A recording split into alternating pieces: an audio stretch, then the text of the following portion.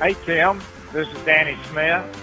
Just calling to tell you how much I appreciate listening to your shows, Truckers' Voices. It's very informative. I really like hearing the drivers' stories, how they got into the trucking industry and maybe what kind of trucks they started out with. And it's just been a lot of fun, and I would encourage any drivers out there to tune in and listen, call in, be a part of it. It's a great show. Hey, this is Chuck Lopesiger, and I listen to Truckers' Voices every Thursday evening from 8 to 9 p.m. Eastern on Facebook or YouTube with host Tim Taylor and co-host Steve Brand, because it keeps me informed about the industry and the drivers that keep our country moving forward. Don't forget, Thursday, 8 to 9 p.m. Eastern. Be there. Hi, this is Scott Post, and I love Truckers' Voices because there's always something entertaining and educational for our industry. And it's also hosted by two of my good friends, Tim Taylor and Steve Brad. Tune in tonight. And in the meantime, be safe out there.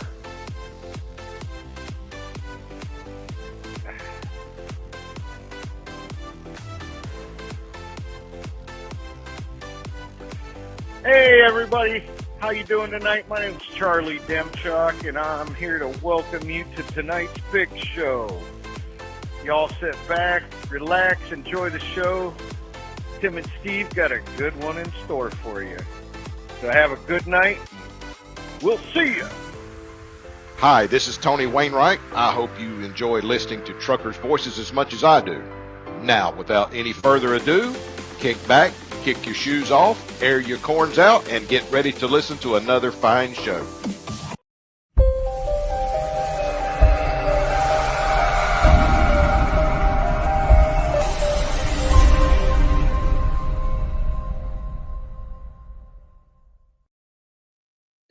Well, good evening, everybody. How's everybody doing? I know it's been a little while since I've been on. We had Tim Blair on last week. It was an outstanding show. Hope everybody had a safe day. Hope we're having a good week. Getting ready for the holidays, getting started here in a couple weeks. But we got a good guest on with us tonight, a good friend of mine from up here in the Buckeye State, Mr. Tim Livignston. And we're going to bring him on here in just a second and find out his story. But like I said, Tim's in the backfield tonight. He's a little bit under the weather, but we wish him all the best and healing up and everything. So I'm with you tonight and got a good friend, Tim Livignston, with us. So let's go ahead and get this show started. Now let's hear about Tim's story.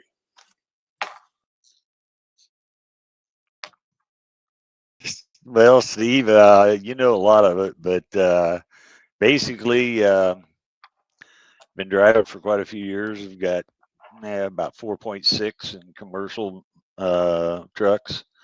I had a perfect record right up to 2.9 million. And then my wife wanted to throw me out of the house because I had a preventable accident and I could have kicked the Toyota Corolla and done more damage. But anyhow, it's still a preventable accident. I got started in the industry years and years ago. I was a stowaway in my grandpa's truck going to the coal mine at 6 years old, and learned to straddle the shifter and have cigar smoke blowed in my face. And I had two preventable accidents before I ever turned 16 in a truck. My grandpa was deathly afraid of lightning storms, and he was in the back of the field. So I put the toolbox on the front seat of the truck so I could reach the pedals, and fired her up and backed her up, turned her around, and headed to the back field to go get him. And when we got back up to the front, he looked at the planner and says, "You're going to have to learn how to back up a truck." So I backed over to the planner. Oh no! So the next day, now I'm 8 years old. The next day, while they're fixing that, he's having me back the truck out of the machine shed back turning it around, backing it up to loading docks, pulling it up, turning it around, backing it in the machine shed, pulling it. And I had to do that until they got the planter fixed. Oh, wow. And that Wow. was my first lesson. And I tell you what, at 8 years old, at the end of that day, I could back that truck up anywhere you wanted to. But he taught me how to use the mirrors.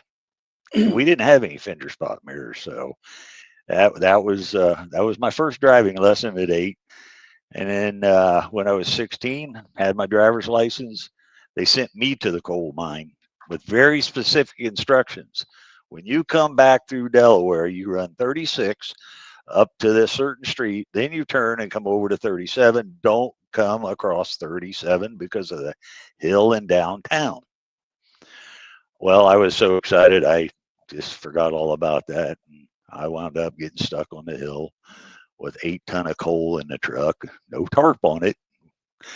And unfortunately, there was a state highway patrolman behind me in one of the old Plymouth Furies. And I kind of dumped the clutch, killed the engine, and the coal rolled off the back and on top of the hood of his thing. I got it across the street, and he pulled me over there. And I was crying like a baby because I knew if they found out I got a ticket, that I never was ever going to be able to drive the truck again. So I helped him clean it. Hang on just a second. Let's go back to what kind of truck was you driving? Was it a gasser or was it actually a diesel? It was a 1965 Ford F500 550 with a 392 gas engine in it and a 5 and 2. Is exactly what it was, with a 16-foot Midwest best that we generally hauled livestock with it, but we hauled the coal for the house and for my grandpa's packing house, and that's what I was getting to do 2 trips a day until we got the 180 ton hauled. So anyhow, but yeah, that's what it was. So yeah, it was a powerhouse and all that. But yeah, that was my beginning in it, and then after that, it was just I should have known then I was going to wind up driving trucks because I just flat loved driving everything. It doesn't matter what it was, right? And then I hauled swinging beef, bought a straight truck and was hauling swinging beef and selling it to stores for a few years, and hauling some swinging beef down to Cincinnati and Roanoke, Virginia. First time I was in a cab over International, I got up in it and looked at, well, hell, I can drive this. It's got the same stick in it that the old straight truck does. No, a 10-speed and a 5 and 2 is not the same thing. It took me an hour to drive from Dayton to Springfield, Ohio. An hour? Oh no, an hour. I had to figure out how to shift it. It was an experience. Right. But yeah, and then I had a couple older guys jump in there and show me how to do it, and teach me how to do it. But that's where I did, and I got a chauffeur's license back then, like you did. Take a 20 question test, and then when the CDL came around, we had to take the big test to get grandfathered in. 192. I wound up with 190 of them, right? So of all the tests, but and then driving, sold our truck and everything. That business, it was going down anyhow because box beef was coming in. Now, I went back to cutting. Year? What year was that? Early 80, 81, 82, 83, and 84. Okay. And everything. Then I went back cutting meat for about 2 to 3 years around a grocery store, and the owner sold the grocery store, and I went to work for Superfoods. Loved the job, wanted to drive, and I've been driving ever since. And looking for a home after I wasn't getting put on full time. And so I went and applied to every place, but they wouldn't hire me, even with the miles I had, safety record in commercial vehicles. And so I went down to this little startup company that was called RPS and put in an app to get some doubles experience, saw opportunities, and I stayed for 30 years. And loved the line haul stuff. We were point A to point B, back 4 days to Sacramento and back, 4 days to Rialto and back, running team. 5 trips up into Pennsylvania and back. Did that. Did some local stuff for them too. Used to run to Hazard, Kentucky at night, and this was back in the 10-hour days, and 527 miles and no interstate. No interstate. Everything's back road. Now, No interstate. What year was this you started with your RPS?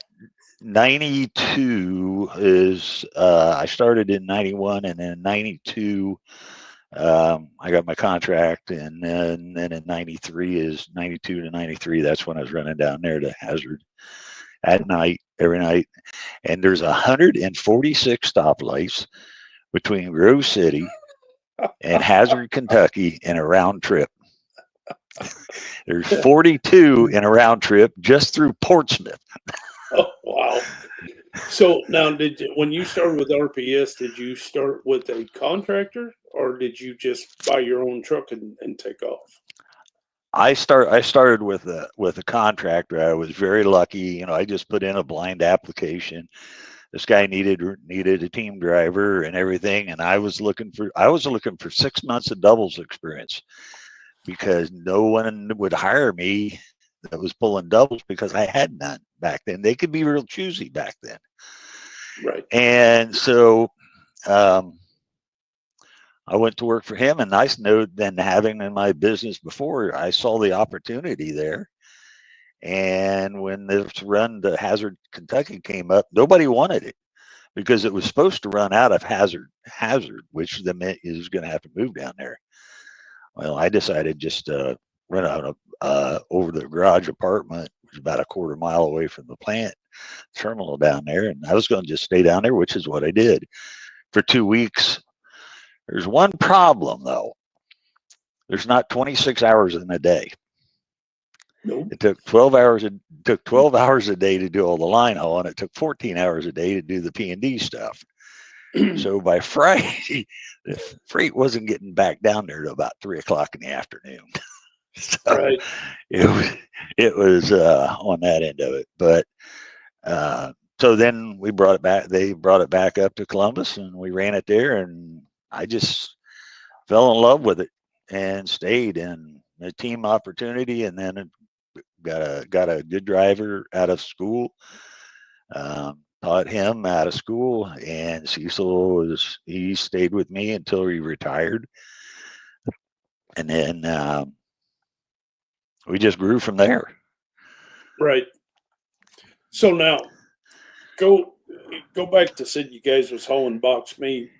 Was that your own company or family company or grandpa's? No, I was no. It was a company out of South Charleston, and it was the Ohio Beef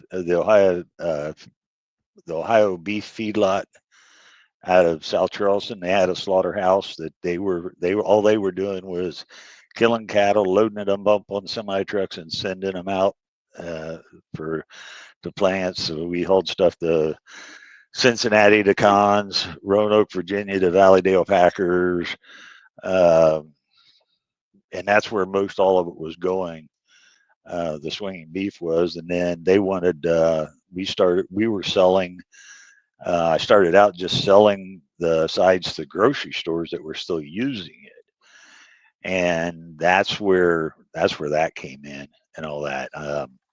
And that's where my store door delivery stuff that I always loved that stuff. It's just if you don't start that when you're a young man, you ain't going to do it for long, right? Because that's tough. Okay, now, like I was saying, what the truck you drove, was that owned by your grandfather? Yes. No. I own these. I I owned the straight truck. I bought it Okay. from a packing house that was closed. And then that tractor I was telling you about, yep, I owned that sucker and didn't even know how to drive it, along with 3 reefer trailers. Right. Right. The people that were running the plant, the manager had a lot of faith in me, and I have a lot of respect for him and everything else. He's gone now. And when he got sick, I looked at him and I said, "Is it time to sell the company?" And he says, "Yep." And I said, "Okay." So that's when I sold the company and got out of it, because it wasn't without him being at the helm, it wasn't going to stay working. But I had a lot of fun, and there is something else about that with that truck is that the West Virginia Turnpike, hauling swinging beef and not knowing really having that much experience driving a truck Right. is very, very interesting. Okay. And we had a lot of there's a roadway driver that I smacked his mirrors a couple times on old US 35, because you youngins, let's put it this way, take 3.5 feet off of each side of that road and you'll know what US 35 was like in the 80s. Right. Or in early 90s. It was narrow. Right. Exactly. So, but now from there, it was like I enjoyed it. The waking up in a different state, running team out west and back, go to bed, and training drivers is what we did to build our fleet up. And drivers is we took them straight out of school, ran them through the entire works. We'd stay up, work with them, make them learn how to do it right, put them in situations that weren't dangerous. One of my favorite things is to be sitting back in a sleeper and listening for it, knowing where they were at, and knowing they weren't around anybody, because we only let them drive at night to start off with, and reach up and put my foot on the stick and kick it out of gear on them to see how they reacted. Right. And everything, and teaching them how to hold the steering wheel, because they all wanted to turn it down like it was a car steering wheel. And on that, with the old trucks, and Steve, you know this, the old power Armstrong steering trucks and the old trucks with the steering wheel is a lot bigger in diameter, and it was flat, and it was flat for a reason. So you had the leverage to keep it from jerking out of your hands, and they'd want to hold it that way. And I'd reach over occasionally and grab the steering wheel when they had it turned up. I said, you can't control the truck that way. And they learned real quick to keep it as flat as possible, so that they had that leverage, because when it's flat, you have to move your elbow and your upper arm in. And when it's up like a car steering wheel, if you lose the steer tire, you're not going to have the strength to hold that steering wheel, because it's going to twist you. But and we do that to them, teach them how to come down the mountains, and challenge them to do it. Tell them that they had to see how close they could stay to the right line for how long, and stay within 6 inches of it at 60 mile an hour, 70 mile an hour, just to get good, solid skills for it. Right. The other thing we told all of them was real easy. Right. You pull doubles for us for 12 months. You can go to any company you want, because they think you're crazy. And so what year was this, Tim, that you decided to buy your first truck with RPS, and then how did you? 1992. We were I was running a team run, and then now I was running solo, running that down to Hazard, and then it got switched over, and there came a team run. Nobody was wanting to run teams anymore, and there was a team run that I had ran for the contractor that I started with down there. And my wife told me, she said, "You need to go back to running team, because at least on the weekend, you're worth something around the house, because I was either sleeping in or I was driving in. So I'd only been up for 8 hours, or I just got up before I headed home. Right. So on the weekends. So that's why we went to running teams. And because of the home time with the family and everything else. And then the West Coast runs, which were nice, leave on Tuesday, be back on Friday night, early Saturday morning. Be great for the weekends. So running team, we found that we were getting more quality home time. Right. And that's what, so we got that. So we bought another tractor and we had that team. Then we bought a brand new truck for the team. We hired another driver. Now I didn't have anything to do, so I started driving the old truck solo. Then we found another driver, and well, actually 3 drivers, and I bought 2 new trucks and kept the old ones. And that's just how we grew over the years. And then as RPS or FedEx changed over to FedEx Ground, and it grew, we moved out to Mansfield, operation in Mansfield, and then up to Cleveland, operation up there at the Twinsburg terminal.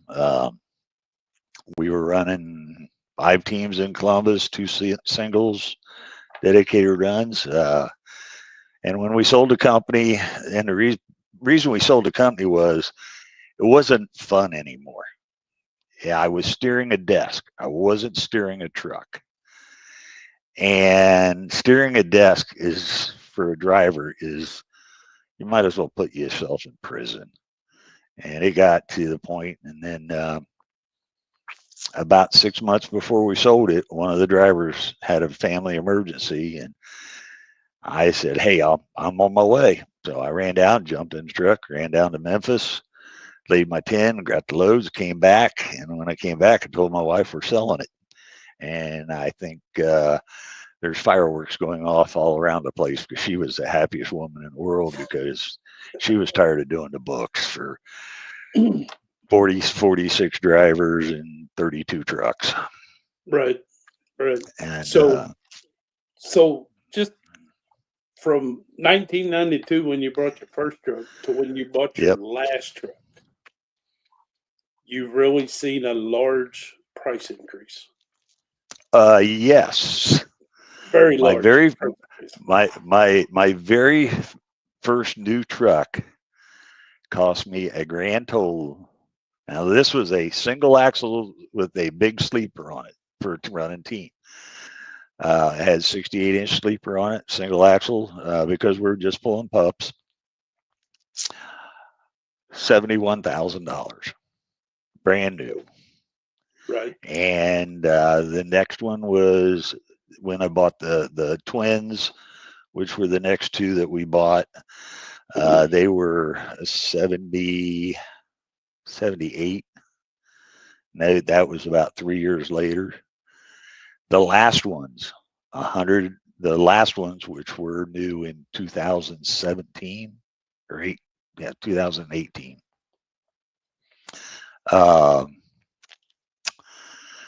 Those were 168,000 a piece. Wow. And we bought 6 of them. True. And that was, but the fuel economy on the trucks were a lot better. They were more durable. They were Western Stars, and they were built like tanks. Right. And everything. In fact, one of them hit an elk in Wyoming at 70 miles an hour with me in the sleeper, and we wound up driving it back to Ohio. Oh wow! Because that's how tough the bumpers on those things were. Kind of touch base. We touch base on the prices of the trucks and everything. Kind of touch base on the regulations and the rules that has from when you started to now. When we started now, if your truck passed a DOT inspection, you were good to go. And as far as the paper logs, that was stuff that all of us old timers we knew. Then the ABS brakes came in. That was in that period of time too. That was something else to get used to. The exhaust regulations killing the fuel economy of the trucks and the power. Um, and then all the other safety features that we have that came on board and were required by the companies. The camera systems, the guys, the modern cruise controls were a heck of a lot better than the older ones were. And the camera systems were one. The the automatic braking systems, because of the cameras and stuff, that was hard to get some of the guys to get used to. And just the regulations all across the board. The drivers having sleep apnea, having to have sleep apnea test, and having carrying their CPAP machines with them, which is good for their health too. I'm not saying it wasn't. And the fuel changes, that was a big one too, that added cost and hindrance to it. The biggest part of it as far as cost is all the new equipment you had to have on the trucks that was being mandated by the government and also by the companies too. Right. The regulations made it a lot harder to do business. Right. A lot harder to do business. More expensive too. Okay. Now, you as a small company, I've always wondered this. Was you required by the company or by federal law to have like a safety person, like a safety office? I don't know what all these companies got. They got safety, they've got operations, they've got all that type of stuff. Was that required by law or by the company you was with? It's required by DOT too, but the companies were the ones that really started enforcing it bigger. And what we did is they had a list of companies that had their generic safety programs where you watch the video, you take the test, you answer the questions, this, that, and that stuff. And we took it a little bit farther and we built our own system. We used the JJ Keller stuff, and then we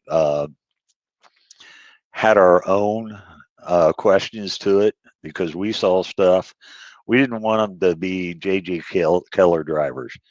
Right. You see them in the middle lane running 62 mile an hour because that's the lane of least resistance. We used the stuff that we had used to train drivers. And we would ask them questions like, we used the facts for drivers from the TDC.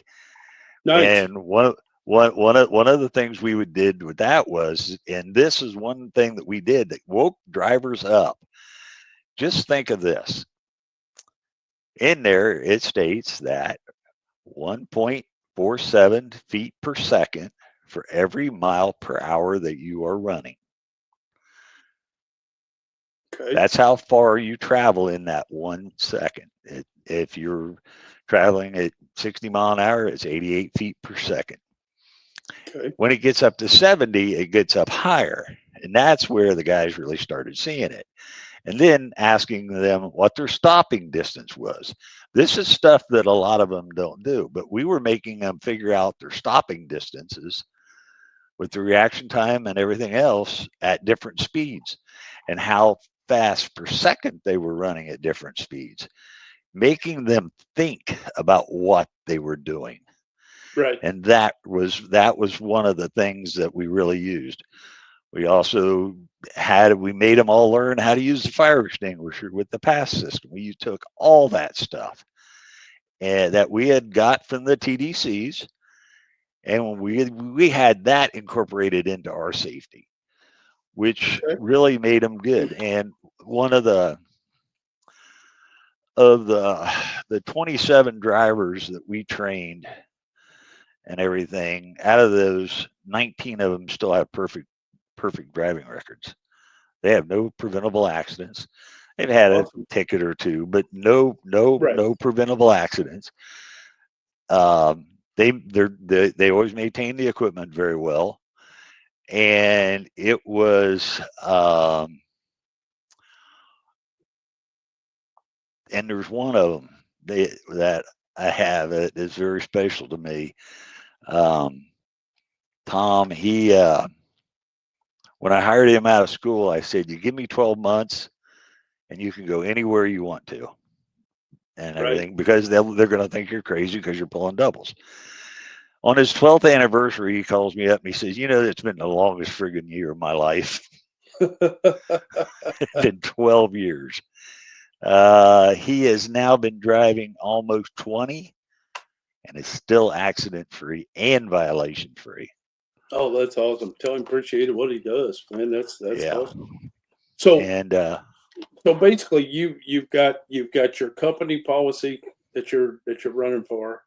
You've got FMCSA, DOT, all that, and then you guys took it a step above and beyond, is Yep. what you're saying.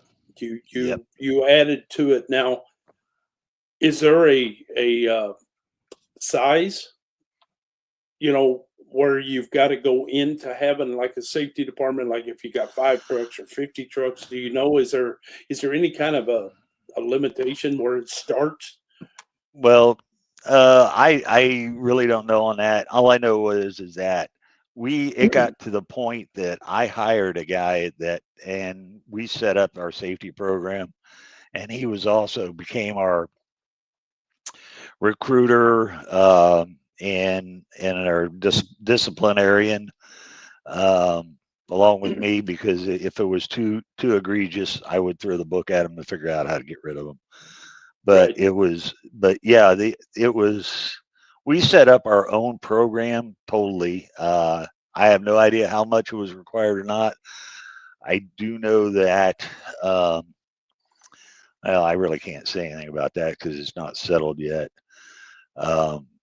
It wasn't our fault and everything else, but still. Right. You don't have to But talk about any of that. I'm just yeah, but it's basically we tried to go above and beyond everything, right. above and beyond on our maintenance. Every time that a new set of steer tires was put on, there was a new set of shocks put on, and everything was balanced and lined up. Same thing on the rear end. Changing the oil, they were saying 50,000 miles on these new engines and the synthetic oil. We were doing it at 30, and I was still thinking it was too far. Right. So just by maintaining everything, because we had trucks that our team trucks would put on 1 million miles in 4 years without batting an eye. Some of them would even do it quicker than that. And we would rebuild the engines. We'd take care of them and rebuild the engines, and we'd run them another 500,000 miles on the teams because they were taken care of. And then we'd put them on the single stuff and put another 500,000 miles on them. And then they were pretty much parts. Right. But that's just how we did it to be able to survive in it. Exactly. Yeah. I mean, because I was just from 91 to 91 to 96. I drove for a small outfit when we had 5 trucks, and we didn't have all that. You wasn't required, I guess, to have a safety department. And the only thing, she got audited one time and said you need to keep up with the random drug test.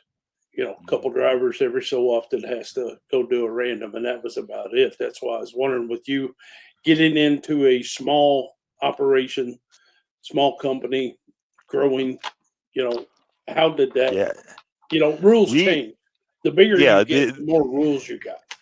Yeah, and that's what was happening with us with our contract, because and our with FedEx Ground, we were one of the largest single company entities that there was.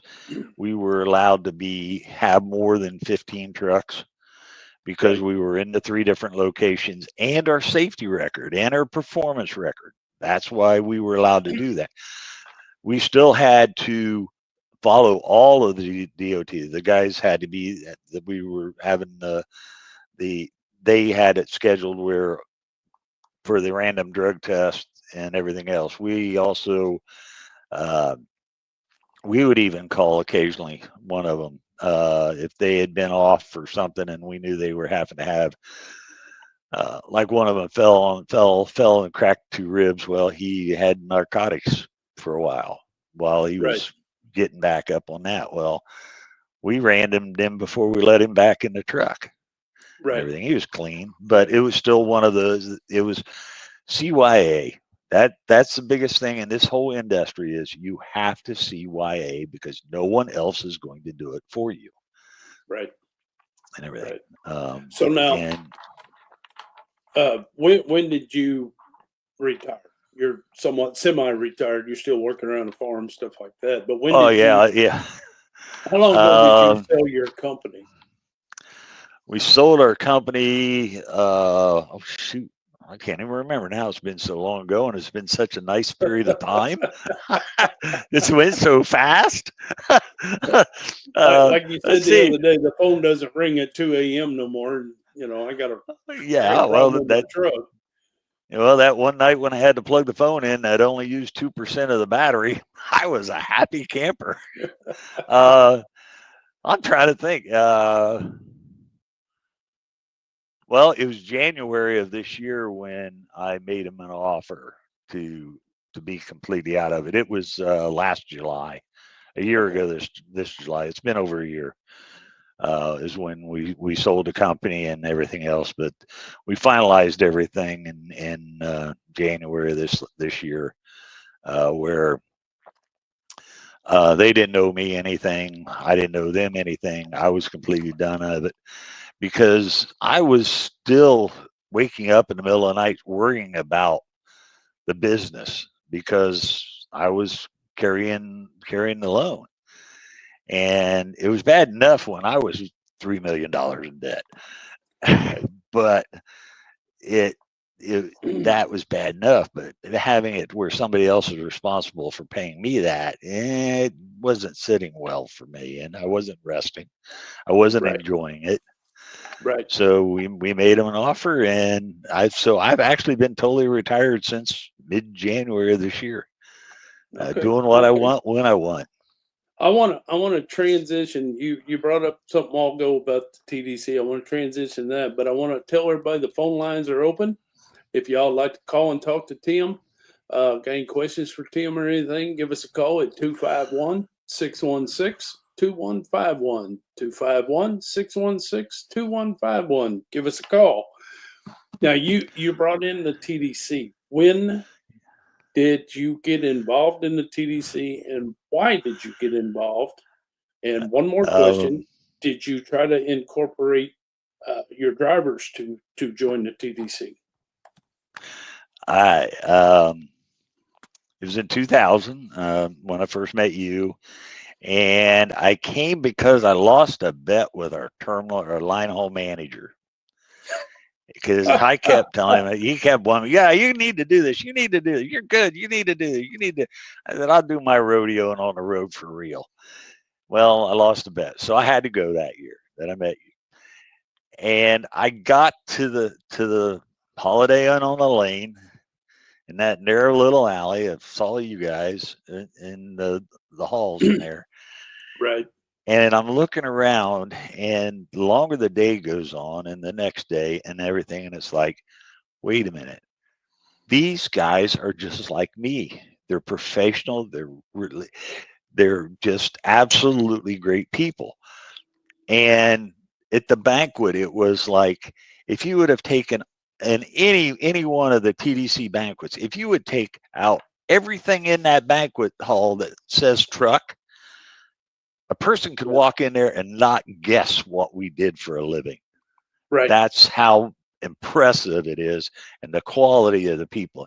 And there's more of us out there that aren't road team captains, aren't sponsors for the TDC, that are out there just doing it and being quiet because they don't want to be thought as a stereotypical. I always said back in the early days, it was chain drive wallet, cowboy boots, big belt buckle, and that was it, and greasy fingernails. Right. There is none of that anymore, and that's what they drivers the back even then. And Steve, you know it too. Back then, being a truck driver was not a glamorous or a job that was really looked up onto. It was like, oh God, you're just a truck driver. Right. We're not just truck drivers. We're people that have families and living and everything else. I know how you are with your fam. I'm sure Tim's the same way, the way I am with my family. They're the most important things to us, and being home and getting home safely. The TDC is just a combination of being safe for a year, challenging yourself, reading the book, learning things that I never knew before. I mean, backing up to docks and everything else, there's stuff that, there's nothing in that matters out here on the road. That Right. isn't true. Making a right or left hand turn and not curbing a tire. Right. The other one is backing up to something and having a way that you can judge how close you are to it and everything. And it's not by trying to judge your distance front to back. It's the picture that you see in your head as it's going back. There's so much of it that translates to everyday driving. And it makes your job actually easier. The TDCs, and showing, well, as your example was with me, taking on, 2-3 years later, I was doing what you were doing, taking the guys that looked like they were scared to death there's their first year as rookies, and helping keep them calm. Right. And all that. The TDC is a great exercise for everybody, and the renewal of the faith in the industry too on it. It's more than just a competition. It's a family reunion. Exactly. And it brings out the professionalism. I mean, you made the comment, I don't like that saying when people say, oh, you're a truck driver. You're just a truck driver. Well, without truck drivers, you're not going to have anything at all. Mm-hmm. We deliver, what is it? They say 78% of the goods or something like that. I heard those numbers thrown around, and it's like you said, the TDC, it turns drivers into professional drivers. And like you said, I totally agree. You walk into that banquet hall, you won't know that's a room full of truck drivers. Very professional, nope. And the whole 9 yards. So what happened to you after the first year? You got hooked. You lost a bet to go do it, and then you got hooked. Let's see here. I'd have to go look at. I'd have to go up and look at the trophy, but I think it was 2012. I competed for 12 years before I even placed in the top 3. I was always close, but I wasn't. I placed second in 2012 in a tanker class. There's a story behind that, but that's not important. But it's not important to anybody but me. Right. And it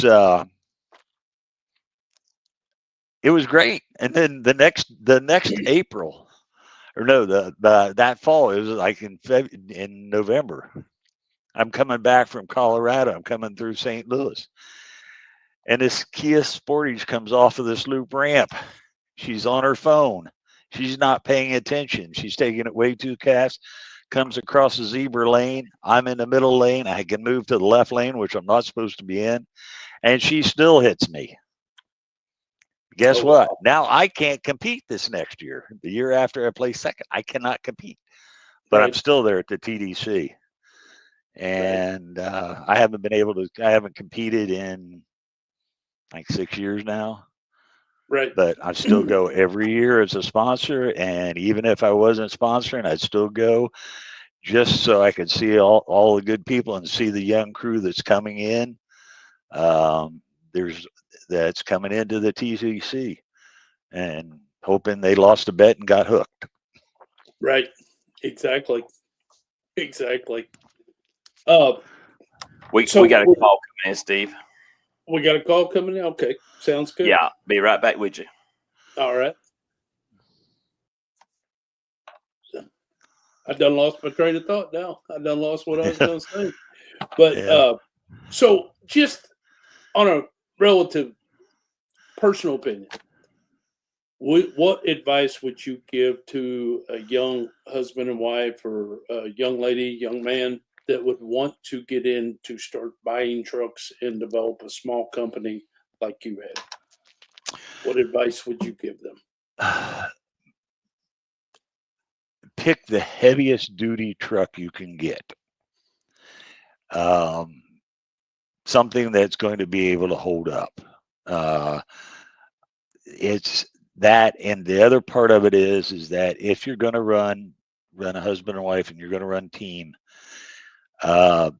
that's where you're going to be able to do the most good for your family, because you're both going to be there. I know some husband and wife teams that they enjoy it. They enjoy the money. Both incomes are coming into the same household. One husband and wife team I know went 15 years, and when they retired at the end of 15 years, when they were in their early 60s, they didn't need anybody else's 401 because they had already put it all away. Right. But maintain the truck. Watch the truck. Your truck is your money maker, and take care of yourself personally. You know, don't run 3 or 4 days, hit the showers, make sure that you take care of yourself, because if you don't take care of yourself and take care of that truck, you're not going to make any money. Right. And don't take any don't let anybody tell you got to do it. Don't let anybody tell you got to go, because you don't. You're the captains of that ship.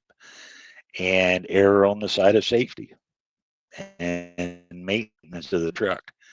The expenses are going to be hard. It's not like a boat, because a boat, you just bring out another 1,000 on a boat. On a truck, you put another 1,000 in it to make it last longer, because it's making you money. It is your tool. It's like a carpenter's hammer. All right. Hang on, Tim. We got a call. Taylor? Yep, we got a call. Who we got on the line there? Welcome to Truckers Voices. Hello, Steve. How you doing? It's your favorite son-in-law. What's going on, Aaron? Oh, not much.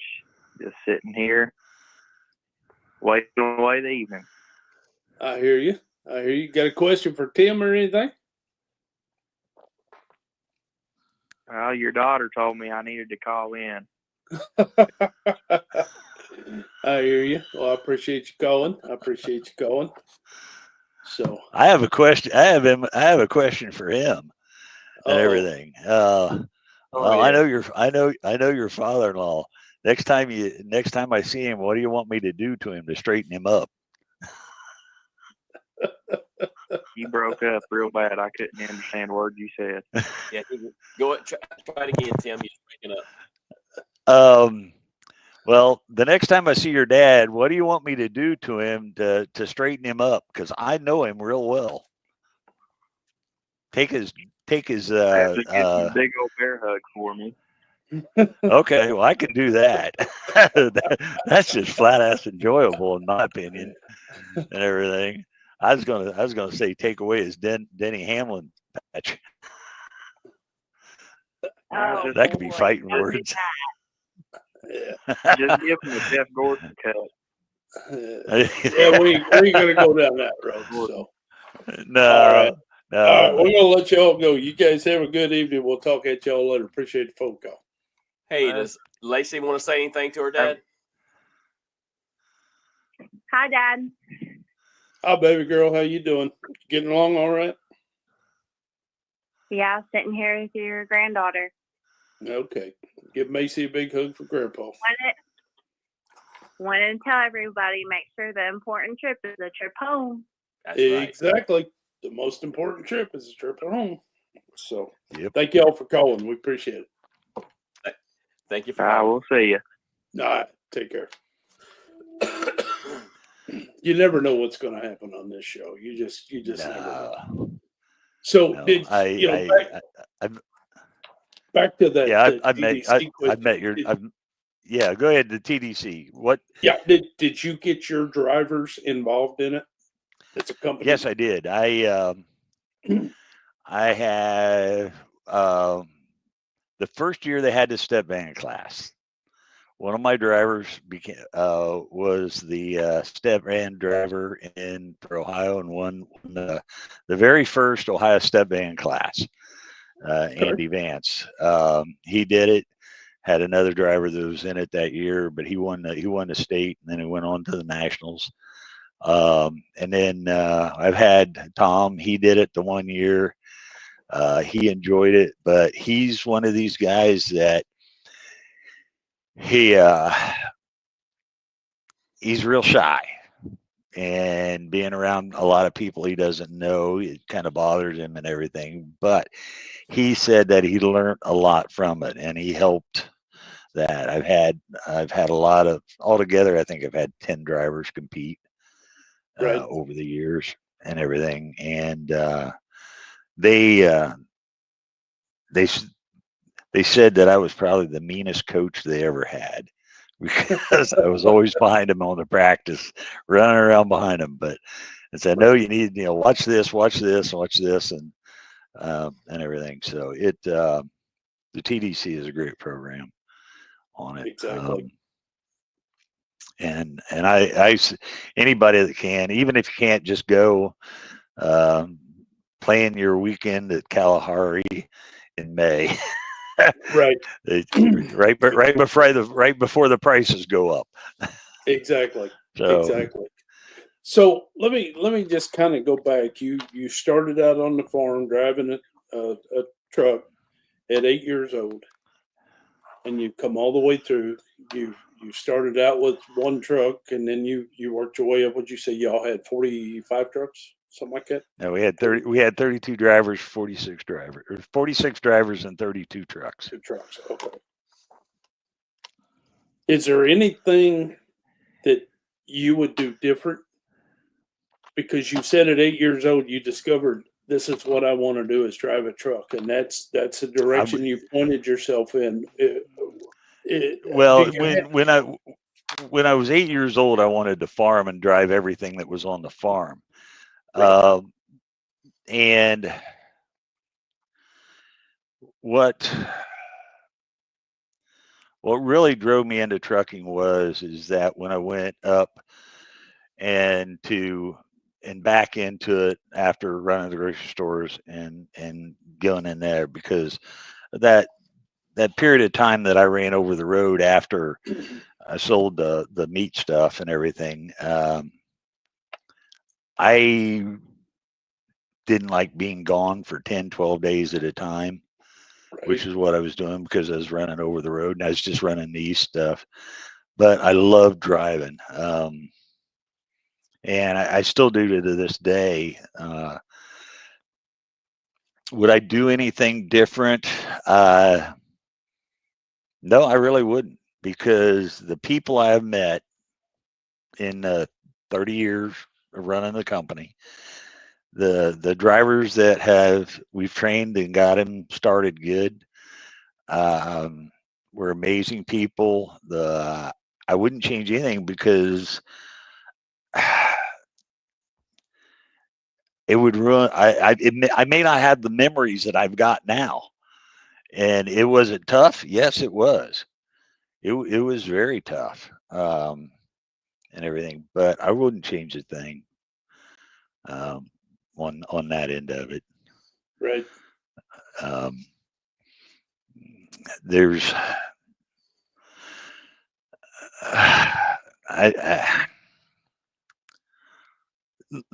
Looking back, it's been a great time. Right. One of the things that driving on the interstate, boy, we were line haul, which was 4 days, two out, two back, running to Sacramento, and same thing down on I-40 to running down there, back and forth to there was same thing running I-80 back and forth. Ran the road so much that I knew where every bump was. I was off the run for 5 years because we had a great team on there, and I had filled in one time, and I noticed that I was swerving in certain places. There used to be potholes there. and that's something you don't want. That's pattern driving. You don't want to do that. Right. But the big thing of it is that when I was driving out there on the interstates and everything, I was wondering what's on the other side of that mountain. What's on the other side of that? What's there? What's in between here and that interstate? What's in? Well, this summer, my wife and I took a little road trip, and we found out what's out there. There's US 36 that runs across northern Kansas. It's US 70, or it's I-72 until you get to the end of it and get ready to go into Missouri, and then it's US 36 from there on over. And you get out there, and it is absolutely insane. There's no traffic. The roads are absolutely amazing. I mean, we're talking 2-lane roads that have shoulders that are wide enough to be another lane, and Right. there isn't any traffic out there. I mean, if I had to go to Denver today in a truck out of Columbus, Ohio, I would run up I-74, get on 72, and I'd run 36 out to 36 to take it down to Denver. Instead of running across I-70. I wouldn't go I-70 for love and money. Coming back out of the west, we ran across US 50 from Fallon all the way back into Kansas. Right. And I went going over a Monarch Pass in that Suburban was very, very spooky to me. I would have much rather been in a semi truck because I'd driven a semi truck across Loveland Pass on I-70. Right. Off I-70 before, and I felt very comfortable in that. But I had spot mirrors. I could see the lines on the side of the road in the spots. Exactly. I was straddling the stripe going up the damn thing in the middle because we get up the top and everything, and then coming back down. Yep. It's great road. There's amazing stuff out there in between them, and there's other ways to go. But well, Tim, that's for another day. Yep. Another show. We'll have to get on and talk about what's off the interstate. It's about time to wind this thing down. I hear some music playing in the background. Hours done went by. This is what we call the post-trip part of the show. And if you was to leave a safety message to everybody out there listening, what would your safety message be, sir? Training, experience, safety. If you don't have the training, you don't pay attention to what you're doing and everything to get your experience, safety. The other one of it is winter is coming up. You look it up. 392.14 in the motor carrier safety regs. Abide by it. Copy that. Well, Tim, thank you all. Thank you all for listening. Thank you for being here. Stick with us, Tim. We'll talk to you on the other side. Thank you all for listening. I appreciate it. Mr. Taylor, get yourself better. We appreciate it. God bless you all. And remember, like I always say, the most important trip is the trip home. Y'all have a beautiful night. We'll talk to you next week.